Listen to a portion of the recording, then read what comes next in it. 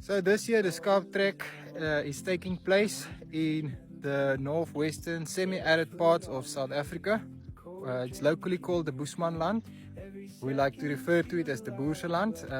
This part and also the parts of Namakwaland we like to refer to as the Boerseland. It's just a personal preference.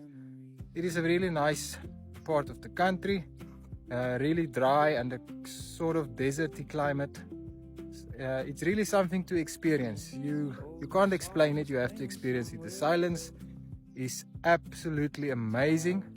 The air quality is clean air, there's almost no pollution, or actually there is no pollution because there's nothing close by. If you ever heard of nothing and nowhere, we're in the middle of the two, literally. The closest town is 105 kilometers from us, gravel roads only. So it's a lot of dust, a lot of stones, and a lot of wide open spaces and some peace and quiet.